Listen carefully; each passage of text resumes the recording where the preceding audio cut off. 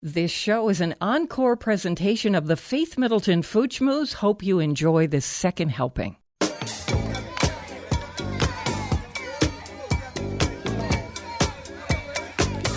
It's great to have you joining the party on the Faith Middleton Food Schmooze, the place to have a good time.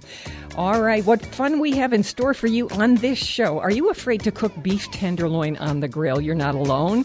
But you won't be after we tell you how, and then you can whip up Chris Prosperi's delicious sour cream horseradish sauce for that tenderloin in 90 seconds. Don't put that grill away just yet. If you've never tried a split head of romaine lettuce on the grill, we are rooting for you. It's so good. We're going to tell you how simple it is to do it. And how about something more tasty than chicken over salad? The easiest cast iron skillet duck breast you can make with a crispy skin and the way to make the fat disappear. The perfect summer cocktail and fresh blueberry cobbler, very light because it's made with pancake batter, and you make it in 7 minutes. All that coming your way. Okay, my treasured food buddies are here. Senior contributors Chris Prosperi, Alex Province, and Anthony DeSario, Connecticut bartender. Hey, everybody. Hey, Faith. All right, we need a little bit of a summer mood bath.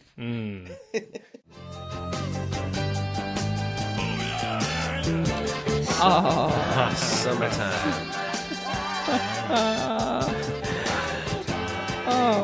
Isn't that good? It just is, isn't Simply it? the best. It's so good. I think we should go to cocktails. I think we should. Yeah. Count me in. Okay. All right. Anthony DeSario, our resident cocktail guy, Connecticut bartender. Thank you so much for being with us. Yeah, beating the heat today. Yeah, so you've got this Prosecco Gone Wild. This is Yes. on our website at foodschmooze.org. Prosecco Gone Wild. Yeah, I like to make the easiest cocktails possible when it's hot out there like this. Just simple one-to-ones. You know, everybody's doing gin and tonics, rum and cokes out there on their boats and whatnot. But I am just, my guilty pleasure in the summer is Prosecco. Just really love that white peach and pear. And so we've got some sparkling Prosecco. We're using a syrup that comes from the Wild Hibiscus Flower Company. You can get that online. It's edible hibiscus flowers and syrup. And we're using the syrup as our simple syrup. So it's already made for you in the jar. Can you drop one of the flowers in? Yeah, 50 flowers per every jar. And it's got like the consistency of a grapefruit roll-up. And you can eat it. It makes a beautiful garnish. Oh. Drop it in your champagne glass. It makes a great wedding cocktail presentation. And it's simple. It's just what a great way to start a party. Yeah, Isn't this right? Yeah, it's a great opener. All right, so I I'm did about a half an ounce, depending on your Prosecco, how sweet it is. This is a little on the drier side. Did a little bit of the syrup that's in the jar. We have the recipe on there. And the recipe's online, and just top that right off in your champagne flute with some nice Prosecco. Top it, and that's it. And that's it. And And you just put drop that your flour right in there. And we're good to go. Just cheers. It's as simple as that. So cheers to that. Delicious. Getting ready for next week to serve a few of these down in NOLA. I'm going to pass this around. I'm going to pass a few of these around. People, that is the way to go. Drink of the summer. So it's nice, it's sweet, you know, it's a different type of a fruit. What is it about the effervescence this time of year that feels so good? I think it really just kind of holds on to some of that coldness from the ice, helps chill things down. It keeps a little bit of the air moving around in the glass. There's something so festive about the bubbles, number one. Number two, it's so easy to make us a cocktail. Yeah, and That's everyone what has I love. Prosecco now, right? I mean, just get the hibiscus stuff. Well, Chris, Beautiful color. It's a Petro beautiful Beach, rose color. You can see how often people order Prosecco versus Champagne now. It seems to be the bubble of choice this summer, right? I think champagne is more elegant events. More intense bubble, right? Yes. Champagne's nuttier and yeastier. Toastier. Prosecco's Yes. fruitier, cleaner. Prosecco's also more fun, right? It's more like laid back, It's not as backyard. expensive. It's not Yeah. as expensive. And Yeah. you can put hibiscus or whatever in it. And it's not sure. so, right? By the way, Alex, if you want to substitute a Spanish cava, which is Great the idea. Spanish version Yes, of Prosecco, you absolutely. can do that too. Sure. And it's $8-9 a bottle. Cava so, will be next summer. Yeah. yeah, so you just... Yeah. So anyway, the recipe is online at Food Schmooze, like school, SCH, foodschmooze.org, and the link to get that hibiscus syrup. Thank you so much, Anthony anytime. DeSario, for that. That was a quick one. No cooking necessary. No simple syrups that we have to make. So I know. This is simple, I could easy. do- I could do like one-to-ones. that. I It'd like work. that. Well, we don't want to get too elaborate in the summer. So, and even if you had an elaborate party, this would match. to see that hibiscus flower floating in there and I'm waiting for it to turn into something. The hibiscus, you drop it in, and all of a sudden, like Godzilla Japanese comes out. Fireworks. Okay, so here is some food news involving outer space. We are about a month away from finding out the result of an experiment that Suntory Whiskey has been conducting. Oh. They sent their whiskey up to the International Space Station to see if zero gravity helps age the whiskey. And now I'm going to shun zero gravity, is what I've decided. I'm going with no on that one. You think? Yeah.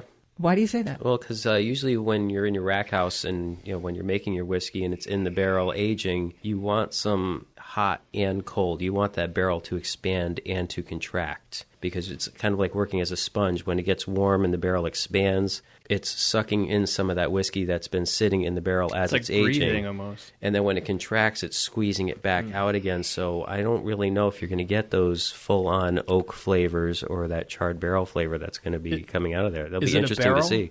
Did they bring up a I barrel? would hope so. I don't have no idea. It's a satellite filled with like whiskey barrels. I would just... And is it empty already? Oh yeah, it worked. It's fine. It completely evaporated. Can you bring us some of the This results? is No, it's Houston. all We're gone. totally fine. Hello, Houston. So I'm It an all I'm an evaporated. astronaut. I'm sitting at the meeting. I'm an astronaut. This is my turn. I get to choose an experiment.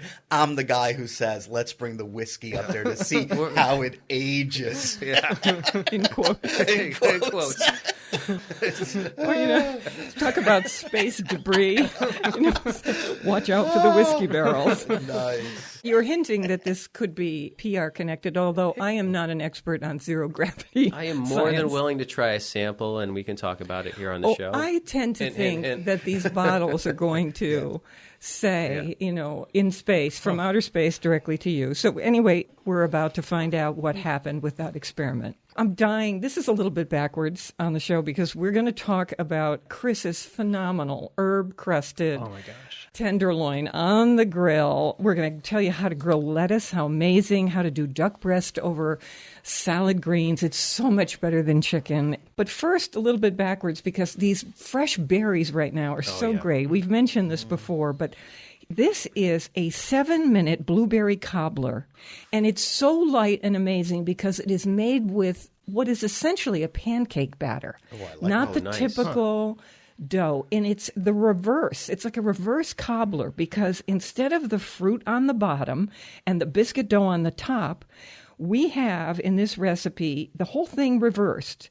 This is David Joachim. He's author of Global Kitchen, and he uses something like pancake batter, and that goes on the bottom of the pan, and the fruit is strewn across the top. It takes you 7 minutes to put this together. Into the oven it goes, and that pancake batter rises up around the blueberries. okay, yeah. Awesome. It's depending on how chock full you want it. It is this blueberry-rich thing. He's my favorite author of all time. Anything Really? he makes is the best. Come on, his book is I world love known. it. His first book is the best cookbook on the planet. It's called A Man, a Can, and a Plan. And it's one of those children hard cardboard stock. If you have a guy need to buy a cookbook for, that's the one. It's in my most prized cookbook position on my shelf. Right next to the crock pots. 7-minute blueberry cobbler, and it's made with a pancake batter, essentially. Genius. Really, really smart. Chris, I cannot wait to get to your herb-crusted tenderloin of beef on the grill. Yeah, and it's that time of year, right? Yeah. I never do this. I would never grill tenderloin. I'm one of those people who's a little bit intimidated. That's the one thing, isn't it? You've made me see how easy this is. Okay. It's not hard. People get intimidated because it is a little more on the pricier side of beef, but it is so easy to cook.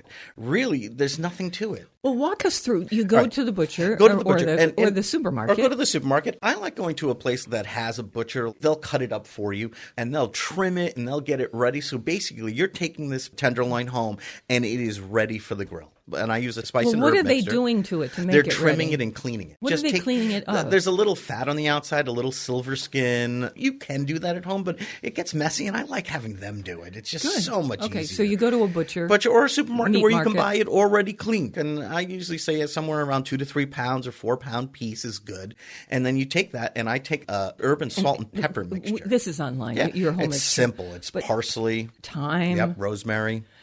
ground pepper, salt, and some oil. Yeah, and that's it. So you make that mix? And then you basically take the tenderloin and you kind of roll it in it. And you got can a do ton on. It was quite thick. But this is the thing. You take it and you roll it on there, and then I let it sit and I get my grill going. And again, I like that time in the beginning to get it up to room temperature is a pretty important step. I will do that first, then I'll get my grill going. So it's sort of sitting in the bowl or on the plate with that herb mixture. And then every once in a while, I just go and I roll it again. And the more you roll it, the more of this stuff that sort of cakes on there, because some of that's going to fall through and come off. So the more you get on there, the more that's going to stay on there towards the end. And we're doing it because we want a crust on this. We want a crust on this thing. And then this goes into that kind of slow cooking, hot cooking. Where do you cook on your grill? So what I like to do That's what makes me nervous. Okay, so it's very simple. If you have a gas grill, you have a couple burners running through it. 2 or 3. So if they're going horizontally, I like to get the back one on high.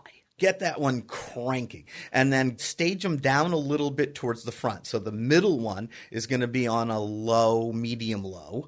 And then the one in the front doesn't even have to be on. So Close one the lid of the strip grill. high, one strip medium. Yeah, and then close the lid. Preheat the grill. And basically. keep rolling. Yeah, and keep rolling. And you can do other things and get your salad together, whatever. And then once your grill gets hot and you start it on that back part, you'll even hear the parsley on the back. Yeah, on the hottest spot. And you'll even hear the parsley start sizzling a little bit. And it'll start charring up a little bit. And I'll leave it on there just for a minute or two. And then I'll keep turning it. And once I get that to a nice... Is it burned? No, it's not. It's just got a little bit of char in places. And you can start seeing that. So do you go all the way around? Yeah, go all the way around and get it nice and charred all the way around. And then I move it to the front of the grill where it's a little cooler. And you can put the lid down, and every once in a while I turn it. Is it now over the medium flame? It's over the one that's off, a little off the one that's medium. Right? So it's in a nice cool place, but you have the lid down. So it's almost like a convection oven kind of thing going on. And you're going to keep turning it every 2 to 3 minutes or so. With the lid closed? With the lid closed. And this is the key. And I can't stress this enough to people. We don't cheat in a kitchen when we do things like this. I have a thermometer. Yes. And I buy a fancy one now that's even digital. And these things are the best things if you are worried or afraid of cooking beef, especially a piece like this. You can't mess up if you have one of these. Wow. And it's simple. Right into the middle. I like 125 for a like mid-rare, rare range, right? So once it hits 125 in the center, I take that piece of tenderloin off and I put it on a plate and I let it rest for at least 20 minutes. I know that sounds insane. Well, it's still cooking, right? It's not so much cooking, but the juices are redistributing it. And you saw when we sliced this thing a little while ago how it's medium rare all the way through to the outer edges, right? It is, yeah. Perfect. It's a beautiful It was color. absolutely perfect. And that is in the slow, like cooking it on that slower part and the fact that we let it rest. And the one we did, I know this sounds crazy, we let that one rest for almost 45 minutes to the point where it cooled down. And right before we served it, you could put it right back on the grill or put it, if you're inside, put it in the oven just to give it some warmth all the way through again. So this is Chris Prosperi's herb grilled tenderloin of beef. It's grilled right on your gas grill, and I suppose you could do it on charcoal. That makes me a little bit more nervous because I'd be saying, "Where's my charcoal? How do I move it over to the side and all that?" So for me, gas grill easier for something like this. He's got that herb crust on the outside, so the thing gets a nice crusty char on it. Then there's this horseradish sour cream sauce that takes 90 seconds to make this. Yeah. And A lot it's of ingredients. store-bought. Yeah. There's like 3 ingredients. Worcestershire sauce, sour cream, and a jar of prepared horseradish. And you can put a little black pepper in it if you want. Okay. And so you just go stir. And that's it. And that's it. The recipe for that is online, too. It is so good. We cut up this thing, and we had it on sandwiches. Oh, my gosh. Grinder rolls. Grinder rolls.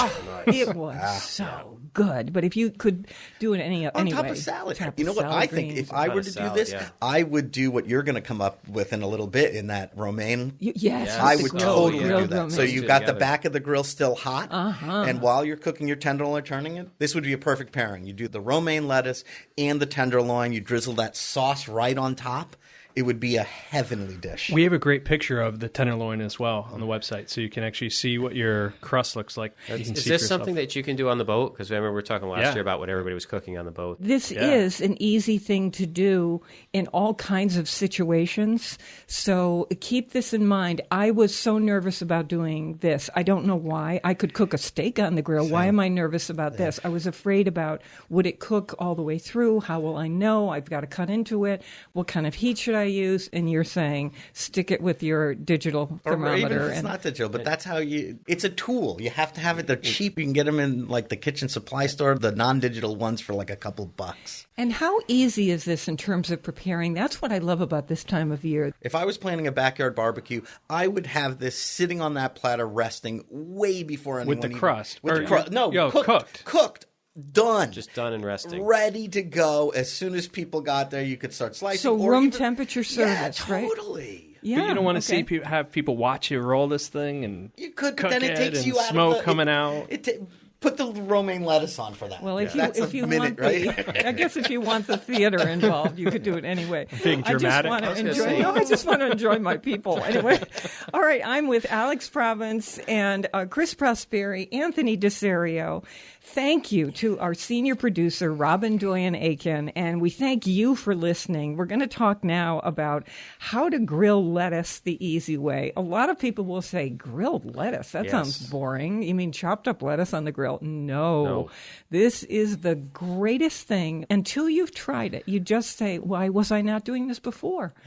Right? So take a head of, say, romaine. Yeah.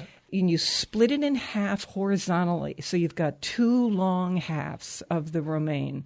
And then a little bit of olive oil, a little bit of balsamic vinegar on this thing. It's washed, obviously. On the cut side or both sides or all over? All over it, sure. And then on the grill, it goes. And you just want to wait until it starts to get these little charred places on it.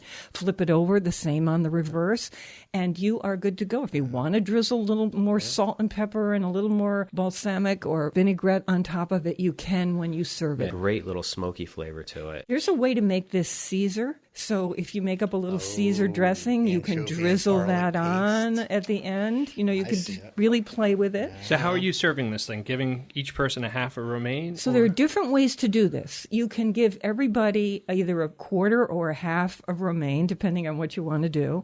Another way to do this is to not just grill romaine, but to grill endive and radicchio so you make that color all at once. And when they're all done and they've got that nice chard thing, right, Chris? Chop give it a chop and then throw it in a bowl and toss it. Throw it in a bowl with whatever people won't extra even know dressing. it. Yeah, they'll be blown away. I've done it like that where people are just shock and awe over what they're eating. They can't even wrap their head around that we actually grilled it right before we served it. Wow. What's the actual cooking time on that? Because I've actually seen it served Couple and I've served minutes. because some people are like, if I leave it on it too long, it's going to wilt and get soggy and just... You want it to wilt just the teeniest bit. You can't help it from wilting a bit because it's on just heat. a teeny bit, but that's it. Just till they get the char. That's why you want it on high. Yes. Yeah, that's right. That's Very exactly hot grill for this. I have a huge wooden bowl. I would take a clove of garlic and rub the inside of this wooden bowl like my mom does, and then throw everything in and toss it around. Now you're infusing it with garlic. Yeah. Oh, that is very good.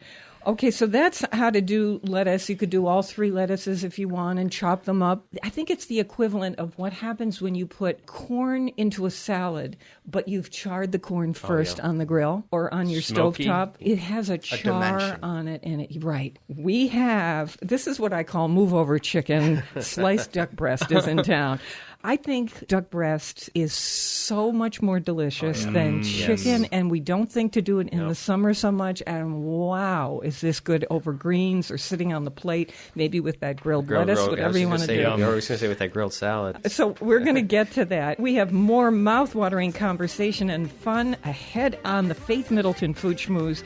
I hope you will make a charitable contribution to feed the hungry. We're online right now at foodschmooze.org. We hope you'll visit us on Facebook. Search Faith Middleton Food Schmooze and like us when you're there. We'd love to talk with you. We'll be right back. I live my day as if it was the last. Live my day as if there was no past. Doing it all night, all summer.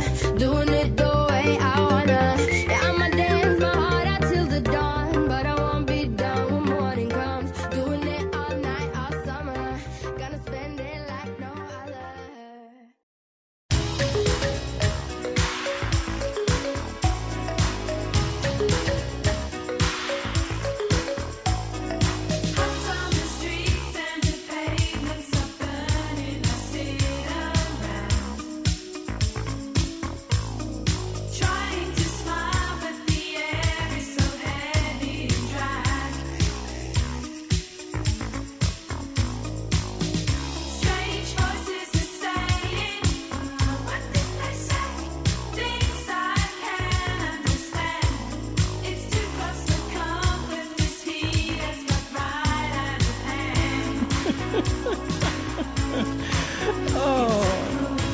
could take off my shades.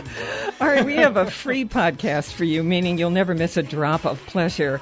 It's our show podcast. And all you do is sign up for it once at our site, and we will automatically send you our show every week so you can listen on your schedule. I think that's how a lot of us do it now. Also, discover our delicious curated food, wine, events, cocktail recommendations. We love talking with you, so stop by often and say hi to us at the site. We are always online at foodschmooze.org. I'm with my treasured food buddies, Chris Prosperi, chef and co-owner of Metro Beast Restaurant in Simsbury, Connecticut, wine broker Alex Province of Hartford, and Anthony DeSario, our cocktail guy of Branford, Connecticut. Thank you all for being here. Lucky me to be with these. Lucky folks. No, lucky me for. I love you more. Is what I'm trying to say.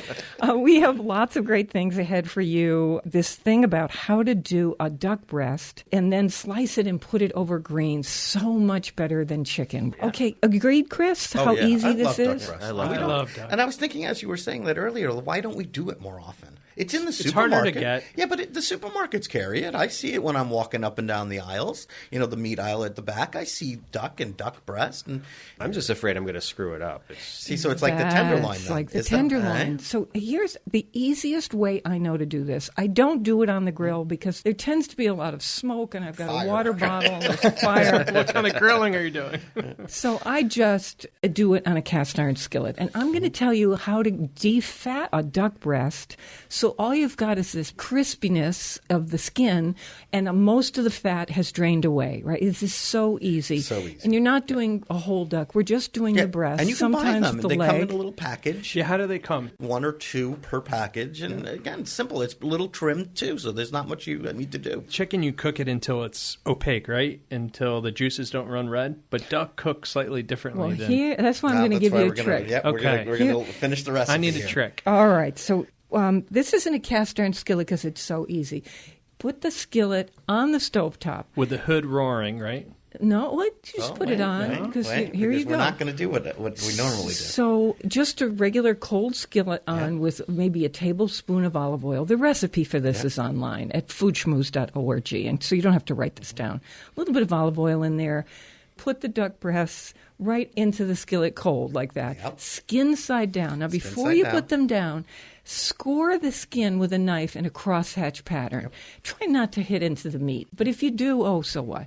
Just make a crosshatch pattern because that's going to release the fat. And it makes it look pretty. And it looks pretty, but it really is. Play tic-tac-toe. Yep. It's to release the fat. So get it going. And we're on medium heat, and you let it sit there until you'll see the fat draining off. There's not a whole mess of smoke.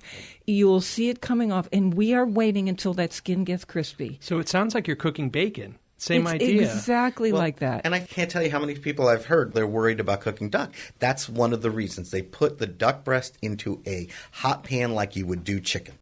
And then it can burn. And then it scorches and burns, and the fat is like a half-inch thick. So and you didn't render it out, and that's what Faith is doing here. She's actually starting in that cold pan and letting it come up to temperature with that little bit of oil. What that does is that releases the fat before it starts searing, and it renders You're it saving out. that fat, too, I hope. Oh, you bet. So here we go. When you peek under there and you see that it is the gorgeous golden color, like the way fried chicken gets, and there's fat in the pan, the thing to do is flip the duck breast over for just a couple of minutes, and you're going to kind of sear the other side. Okay.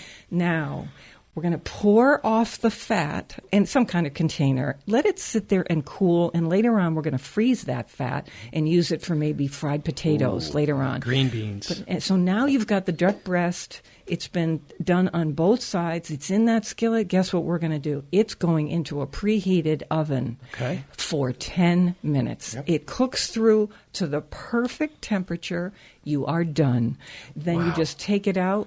You let it rest there for about 10 minutes. And right, Chris? Slice it nice and thin. Put it over greens. Heaven. Yeah, put it over whatever you want, or put it next to your grilled lettuce, or serve it with anything you want. It's more robust than chicken, right? It has more flavor. A heartier flavor. Oh, delicious. It's like a cross between steak to me and something else. I don't know. All I can think of is Pinot Noir. Pinot Noir. Yeah. Pinot Noir. Oh, yeah. With a little chill on it. the Pinot Noir. I was just thinking that, Duck and right? Pinot. Like Alex does with that teeny, not ice cold, but just a little bit of chill on it. Fridge for 10 minutes. Yeah, that's it.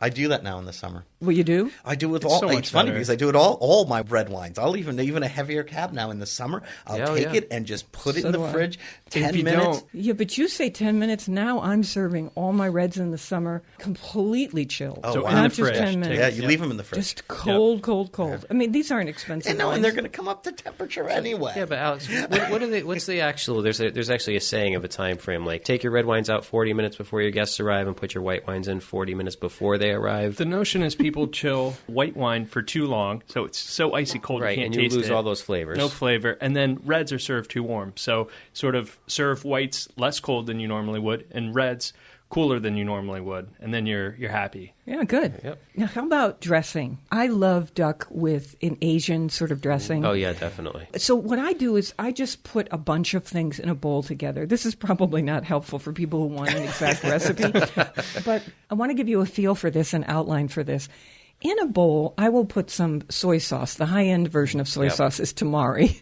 So I put some soy sauce or tamari in the bowl, and then I'll throw in some scallions, and I put in a little bit of toasted sesame oil, and then I put in rice wine vinegar, and I just keep tasting it with a spoon or my finger. Any sugar? Sometimes I do. Mostly I'm adding more rice wine vinegar to it. Sometimes a squeeze of fresh lime juice because That's there's what a I like. different acid that it needs. I'm playing. I play with my Asian dressing. You can too. And the scallions give it something. If there happened to be a piece of ginger around, I would there throw you it go. in. Yeah. I just am not so fussy about it. If it tastes good on my finger, I think, sure, that'll be good. And I throw it into the salad, toss, put a little on each plate, and then the duck slices over the top. Here's another thing you could do with that duck because it's made in the skillet. How about crisp? A dollop of your favorite preserves in the skillet. How would you make an instant pan sauce? So I would take a little like orange marmalade. I was just right? going to say orange Little orange marmalade. marmalade. And again, the pan's The not same pan? Yeah, in the same pan after you take the fat out and the duck out, and now you just have little bits still on the bottom. So scrape that up. The orange marmalade kind of melts in there. I would make that dressing just like you said in the pan and just keep mixing it with that orange marmalade till it got thick. And it would be a little stronger because I let it reduce a little bit on a medium heat and it get a little bubbling. And then I would that take sounds the good. duck, put it on top of the greens, and then pour that right on top. And the hot dressing sort of wilts the but that lettuce a same little bit, right? Asian Like the profile French. with a little bit of with that sweet, little orange, with that little orange sweet from the marmalade, right? And that just So I would deglaze a pan with a Riesling. sure, yeah. Get all the those beautiful brown bits yeah. up. Reduce the Riesling a little bit, and then maybe tweak it with salt and pepper. So when Alex is talking about deglazing, if you're not familiar with cooking, he's talking about what we're talking about, pouring a little of this particular wine, his Riesling, into the pan and scraping up the crispy bits. That's called deglazing in the fancy way. If I were to do the Riesling, then I would probably take some berries, right? Even blueberries, Oh, yeah. right? So deglaze with that, and then if you did the cobbler, say, and you had some leftover blueberries in a bowl, I would throw those blueberries in that pan. Crush 'em a right? little? Crush them a little, leave some whole. Blackberries. Yeah, sure. You can Whatever, go out in the yeah. bush behind my backyard. There you go. And then you just finish it with a little cream or butter. I was going to say, Chris, Just with a your little. pan sauce, when you put in a dollop of the orange marmalade, for me it would be a lemon marmalade. Sure. I would add a pat of butter, even though there Yeah. has been duck fat in that pan. Yeah. Pat of butter, maybe a splash of wine, and then just stir a little as it's reducing, and then just that. Butter is a flavoring agent here. It's not meant to add a tremendous amount of fat, and then drizzle that over the top Makes of it silky, the too. duck. And if you Top want, of the sauce. and Mouthfeel. if you want the there's certain ingredients that kind of go together like magic. And one, if you're doing a sauce like this, is put soy sauce in the pan, a good splash, and then cracked black pepper and butter, and those three things together on top of duck. Really? Simple. Not Yeah. too bitter? Not too bitter. No. Wow, okay, Yeah, it's I'm going to it's try a that. magic. It's just something about those three ingredients together. Yeah, it's one of my go-tos. And now I'm just thinking Gewürztraminer. Gewürz would work. Sweeter profile. That sweeter profile with the spices that you're talking about. Those Spiciness, two, too. Yeah. It's possible to use these duck slices not on greens, but to make a sandwich. So you could get, say, Portuguese rolls and put whatever sauce you want on there. You could still use the pan sauces we're talking about and serve these as sandwiches with some greens on them. What a hearty thing to do at a picnic lunch this time of year. I've got an idea. So I would take my duck breast out, drain a little of the duck fat, but leave a little. I take a couple tablespoons of flour, dump it into the skillet, and then scrape up all the brown bits. Meanwhile, the fat would be cooking the flour a little bit. I'd pour in like a cup of milk or enough milk while whisking to create like a white sauce, salt and pepper. And then I would take slices of white bread, and I would put the duck on, and then pour that like white gravy over it. It'd be like a southern style.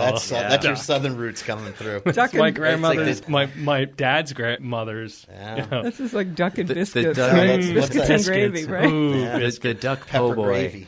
oh, that's good. Ooh, that's a Yeah, good right? idea. A duck. Anthony's got an A idea. duck po' boy. With a crusty exterior roll. Maybe or- some space age bourbon glaze. There you go. He's thinking booze, but I'm thinking, just a lot of good shredded lettuce on top, and then I like, nice remoulade or tartar sauce. Chop So up it's a pickles. mayonnaise and- pickles, mayonnaise. If you wanted a little sweet, you could put a little ketchup in there or a little tomato paste. That gives it the pink color. Yeah, hit it with a little Tabasco. Tabasco to make it authentic. So the po' boy would usually be oysters, and they would have that crispy crust around Yes. them inside deep the fried. sandwich. Yeah. I wonder if it's possible to do the duck with a crispy exterior somehow.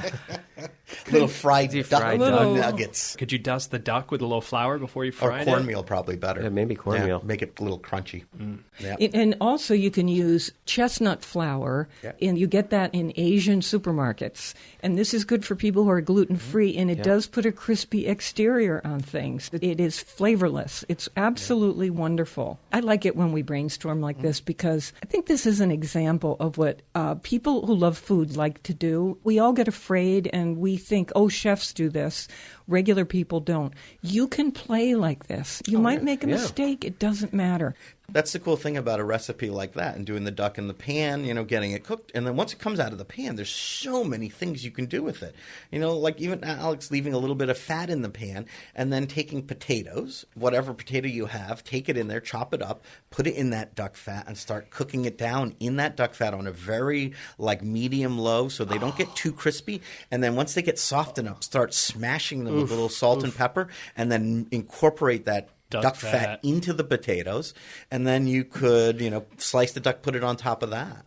And then with your bechamel sauce, your white sauce, right? Then we're talking. Is But that when almost like it's- those melting potatoes we did last year? It's almost like those melting potatoes, but with duck fat, and you mash them a little. When it's super hot, you're not so attracted sometimes to a pile of potatoes on your plate. Why is that? I mean, Do it all summer long. I take love my potatoes. go-to, and this one's for Alex. You ready? My go-to potato in the summer is I cook some potatoes just in bubbling water, just very low till they're soft, and then I take a pan.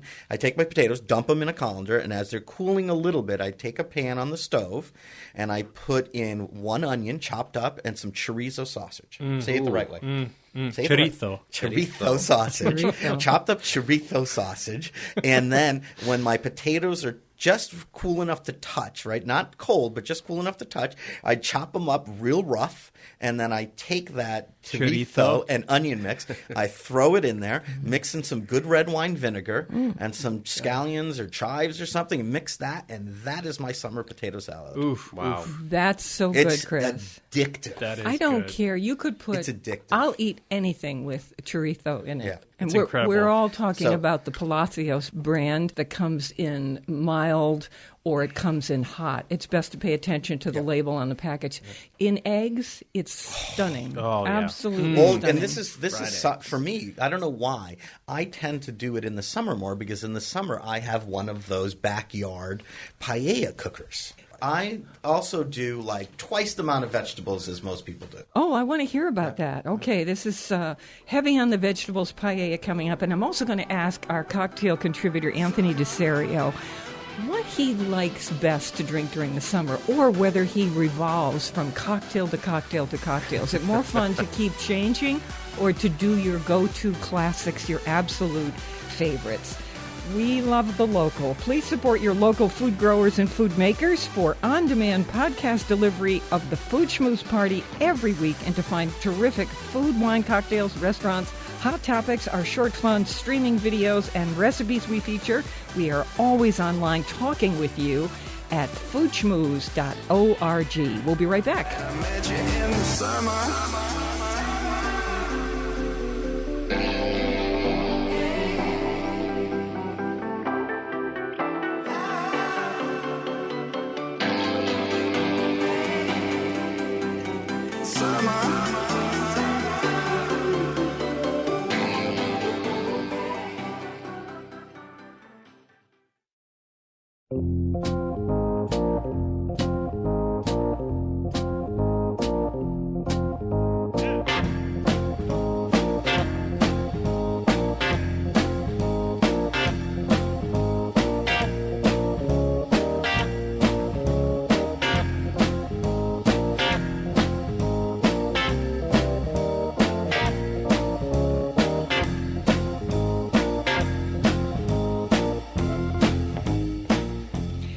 This is the Faith Middleton Food Schmooze Party, offering the richness of life and coming to you in Connecticut, Rhode Island, Massachusetts, and New York, including Westchester County, the East End of Long Island, and the Hamptons.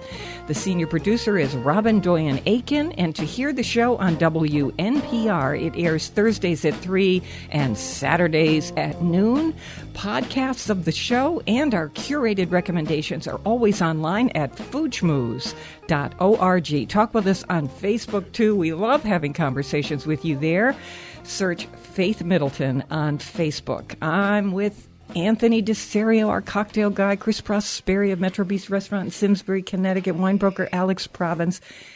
Anthony, before we get to, here's what we decided during this break.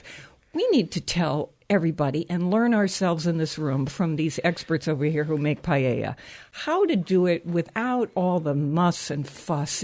So they're going to tell us the easy way to do it, even if you don't have a paella pan. First, Anthony DeSerio, Yes. As a bartender, how do you do cocktails in the summer for yourself? Do you go with the same classic because it's summer and you just tend to want that, or do you keep switching it up? You know, I'm still a classic gin and tonic kind of guy. You know, I really like to do my one-to-ones. I really like to use Prosecco in my cocktails in the summertime. I just like to keep things cold and easy. Good for you, because we're not doing mixology school at home. We're just trying to make something delicious. I mean, easy. my go-to would definitely be like a margarita, because that's great all year round, as long as you're using fresh juices. Summertime, there's so many fresh things available for When you us. say fresh juices, you mean Like not fresh the mix. lime, No mix. nothing out of a bottle. It takes nothing to buy, you know, a half a dozen limes and just have some nice fresh lime juice around the house. What's an inexpensive tequila that's not bad for me because it's, it's junk? What's the least expensive one that would pass muster? I will always say Patron Silver. You're an ambassador for I'm an Patron. ambassador Patron, and I've seen how it's made. I've been down there to Guadalajara, Jalisco, and I've seen the entire process. I know it's the real deal. You're getting what you pay for. You're getting that quality out there. But let me push you on this a little bit. Is there a less expensive one than Patron that is real? The rule for tequila is just make sure the bottle says 100% agave, meaning that it's not blended with anything else. Everything in that bottle is from the agave plant, so it is tequila. Okay. So the rule is 100%. You just want 100% agave, whatever your wallet can afford, and you're going to have the best margarita that you can have. I like that. Across the board. So I keep it so simple. I just do fresh lime juice and fresh orange juice. And I don't even worry about any simple syrup. I just keep it very acidy and fresh so I can still taste the tequila. And that's the way it was originally made. When the first margaritas were made, it was fresh lime juice, just a little bit of sugar, and tequila. Well, what would you add to mine? Well, this time of year, I would use something that would play on those flavors. Like I would maybe take the orange juice out and maybe do like some fresh cucumber, a little bit of grapefruit instead of orange, and maybe add like a little honey. Oh, honey, okay. I really love at this time of year that grapefruit honey combination. I'm thinking about the softness of Meyer lemon. Oh, yes. And so that would be interesting. Yes. Have you ever had a margarita with Meyer lemon in yes. it? So really it's a citrus margarita because I've got orange and Meyer lemon and now we're lime. onto something now. Yeah. Are we onto A little something? splash of grapefruit bitters in there, and we're good to go. Yeah. Grapefruit bitters. Grapefruit bitters. I feel like the guy out of water here. Can I run my margarita by you? Yeah, go ahead. And don't yell at me. No All right, embarrassment. no embarrassment. All right, so my go-to summer margarita is I take 2 scoops of sorbet. I like passion fruit or blood orange sorbet, and I put that, and I have a burr mixer, the little stick blender. I don't even measure. I just put my tequila in. I do use triple sec, so a little bit of that in, and then I just put the thing at the bottom, and I go, and I put it in a glass. Frozen, right? I'm a frozen margarita. Yeah, but that's perfect right? for Is that this okay? time of year. Yeah. Absolutely. That is totally fun. See, well, the thing about the perfect cocktail is... Come to your party. Yeah. The perfect drink is the one that you want, not the one that I want to give you. So it's pure laziness. But are you happy with it? Love Does it it. put a Chris, smile your on your love is face at the always end of the good. day? Then it's a great Love it. cocktail. All right, we're going to switch gears now because you were maybe scared of doing tenderloin on the grill. We told you how easy it is to do that. Duck breast, a little bit afraid of that. How to do that. These guys have been talking about paella, and I'm nervous about doing paella, and they're going to make this easy for all of us. You don't even have to have a paella pan. If you don't have one, because they cost around $60, or you haven't gotten one as a gift, can we still make paella, and what should we use? Gosh, yeah. I use a cast iron pan or a heavy bottom stainless steel pan. You want it to be wide and flat. So what do you think, 1.5 inches, 2 inches tall on the rim, and as wide as you got. A big cast iron skillet, right? Big That you cast could get iron at a skillet. hardware store. A Lodge makes a Totally. ton of them. Yep. The So biggest first, one. let's define, though, what paella is. So you're cooking rice. That's what paella is. So anyone who's cooked white rice on their stove essentially is cooking the fundamental 99% of what paella is. Rice 101. That's it. all it is. Done. And the reason it's a big flat pan is so that the broth can evaporate. So if you simplify it to, I have a flat pan, I put rice in it, and then I use a flavored broth and I cook it, you've made a paella. So the second component, what kind of rice are you using? You're using a rice that wants to absorb lots of liquid. If you go to Spain and you use Spanish rice, it absorbs 3 times the amount of liquid that regular rice does, which means when you eat the rice, it tastes like the broth. Whatever it absorbed. That's So simple what as kind that. of rice are we talking about? If you can find Spanish rice, number one, Good. and if you're going to make your run for chorizo as well, then I go to Casa de Sol in Hartford because they sell everything. But if you're going to use rice from the supermarket, then I use Arborio. Arborio. If you go and you look for Calrose is a medium grain rice from California. It works beautifully. I get it at Whole Foods for $2 for How a do you huge spell bag. that? Calrose. It's a brown bag. Calrose. Okay. They sell it everywhere. They really Just do. medium grain, and it works beautifully for paella. That's good. Okay, how do we start? Buy a stock or make a stock. What On kind? Doesn't matter? Chicken stock works beautifully well. If you're a pescatarian, you can use a fish stock, and you can certainly use a vegetable stock. And I'll give you the cheater's version. Clam juice in the bottles and mix it 50-50 with water because you're going to reduce some so you don't want it so strong. Yep. And I do the same thing with chicken broth or vegetable stock, whatever I'm going to buy in the box or the can. I mix 50% with water. You're going to start with a grill outside, and you're going to put your paella pan on it, and you're going to put a little olive oil. If you're using chicken, you're going to salt and pepper the chicken, and you're going to start cooking the chicken in the pan. In the oil. In the oil, it's going to get hot. Are we You're just gonna- browning it? Yeah, but not cooking all the way through. You can throw some onions in. Yep. You can throw whatever heard vegetables peppers, you want. celery, Red peppers. yeah. You can throw a couple tomatoes in. Sure. And now you're just starting to mix this stuff around, some green pepper, salt, pepper, and now you're making what the Spaniards call a sofrito. This is where I add my chorizo.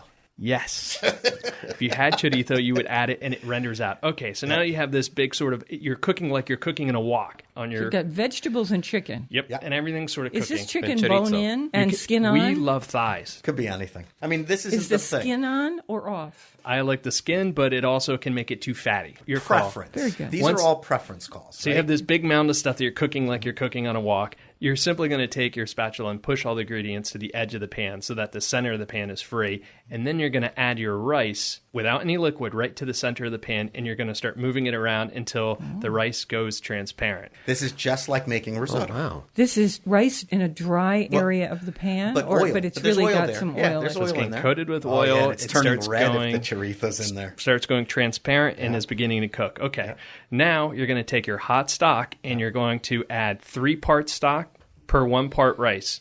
Now take all the ingredients that were on the edge of the pan and the rice that's in the middle, mix it so it's all incorporated. So it's all sitting in liquid. And I'd like to add, this is the only measurement needed. So if you're using a cup of the rice, 3 cups of water. liquid. And the other thing you have to do to make this easy is know the size of your pans. Measure it ahead of time. Why do I care about this? Because you don't want to add too much rice to the pan. This is where people get into trouble, where it starts blowing over the sides, right? Oh. If you add too much, so you have to know your know, vessel. you're scaring me now. No, all you have to do is take a pitcher that you know is a quart. Everyone has a quart pitcher. Take the water and pour it in the pan until it's filled and mark down. Yes, but you told me I might have too much rice in there. But because you need to know how much at the end that you end up. Well, just think of it as if you're making rice indoors in a saucepan. If you fill the thing up full of rice, and We now just you're do like, what the now I box need... tells us.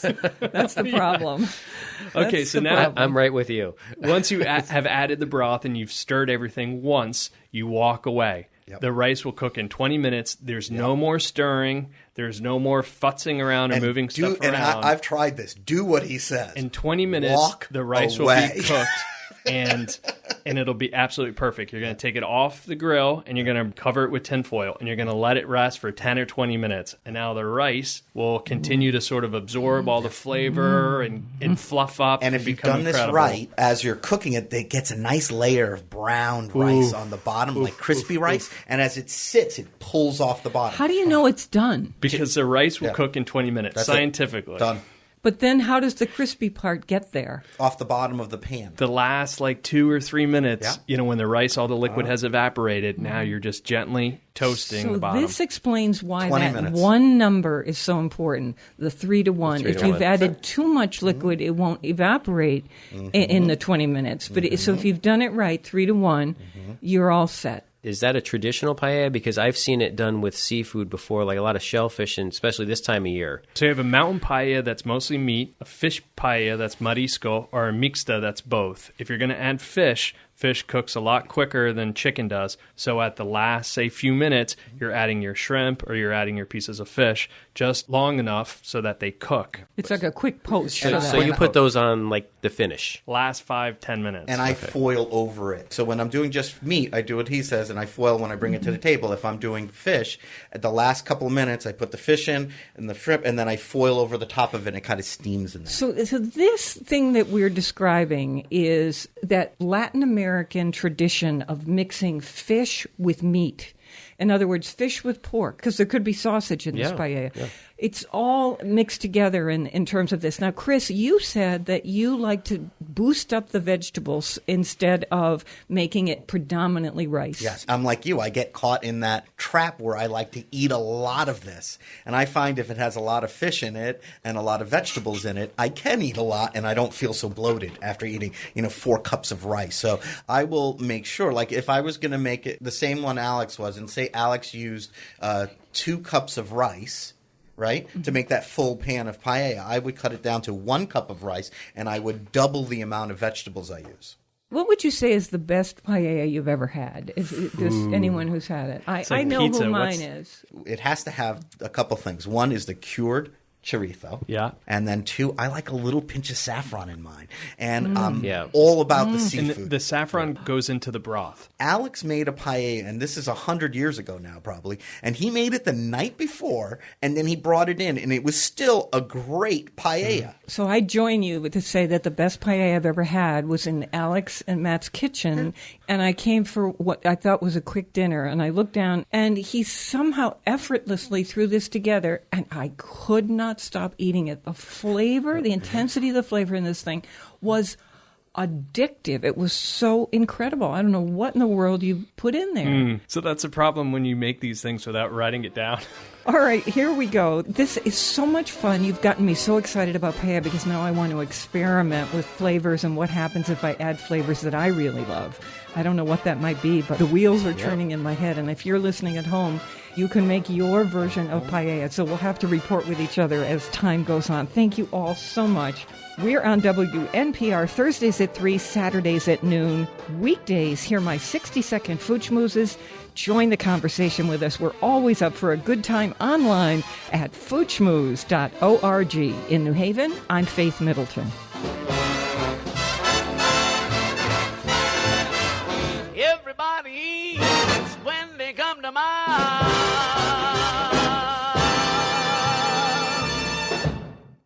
Hey, don't want the party to end? Well, neither do we. Talk with us anytime online at foodschmooze.org.